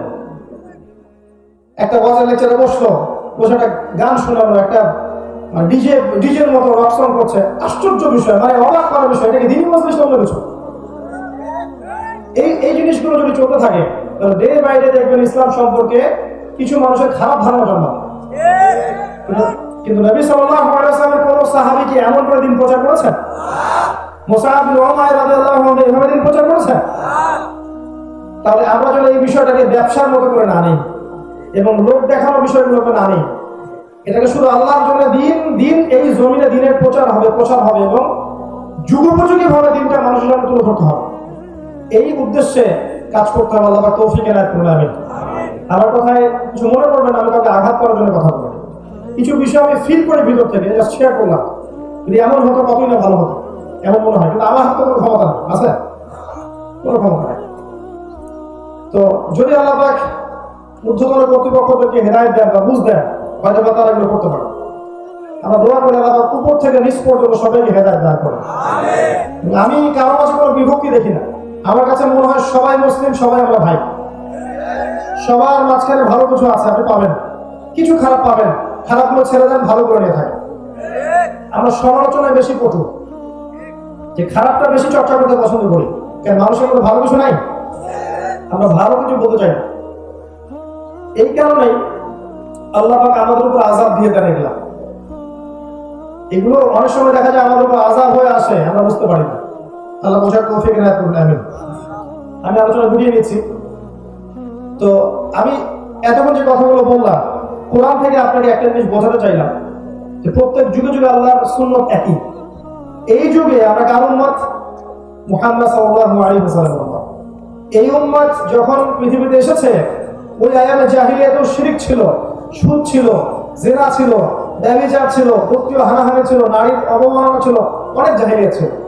মাত্র 23 বছরের ব্যবধানে, শেষ করতে শোনেন, মাত্র 23 বছরের ব্যবধানে তিনি ওই জাহিলি আরবকে পরিবর্তন করে সোনালী আরবে পরিণত করেছেন। করেন নাই? জাদু করেছিলেন নাকি? না। কি করেছেন তাহলে? 23 বছর পরে আরবের দিকে তাকান, ওখানে কোনো শিরক নাই, না কোনো বেদাত আছে, না হারাম আছে, না সুদ আছে, না জেনা আছে, না গোত্রীয় হানাহানি, কিচ্ছু নাই। সোনার একটা আরব। কিরকম করে হলো? তারা কোরআন এবং হাদিসের হকটা আদায় করেছেন। করে নাই? আমরাও যদি এখন এই যুগে কোরআন এবং সুন্নাহর হকগুলো আদায় করি, ইনশাআল্লাহ তাআলা দেখবেন আপনি আগামী 20, 30, 40, 50 বছর পর হলেও এমন প্রজন্ম গড়ে উঠবে ইনশাআল্লাহ, দেখবেন যারা আল্লাহর জমিন আল্লাহর দিন কায়েম করে ছাড়বে ইনশাআল্লাহ। কোরআন পড়তে শিখুন, আরবি ভাষা শেখেন, কোরআনের অনুবাদ শেখেন, নিয়মিত একবার কোরআন তেলাওয়াত করেন, কোরআনটা বোঝেন, তাফসীর পড়েন, হাদিসের বইগুলো পড়েন, রাসূলের সিরাতগুলো পড়েন, প্রচুর পড়াশোনা করেন, জানা অনুযায়ী আমল করেন, হালাল খান, আদর্শ পরিবার গড়েন, মানুষের সৎ কাজের আদেশ করেন, অসৎ কাজ থেকে নিষেধ করেন, উম্মাহকে ঐক্যবদ্ধ করার চেষ্টা করেন, সকলের শুভাকাঙ্ক্ষী হন, কল্যাণকামী হন, শৈথিলতাবাদী হয় না, চরমপন্থী হয় না, উগ্র হয় না, মধ্যমপন্থী থাকেন। ইনশাআল্লাহ দেখবেন আমাদের ক্ষুদ্র ক্ষুদ্র প্রচেষ্টাগুলোর মধ্য দিয়ে ইসলাম এগিয়ে যাবে এবং এদেশ বাংলাদেশ মুসলিমদের একটা সুপার পাওয়ার হতে পারে ইনশাআল্লাহ আযজা ওয়া জাল্লা।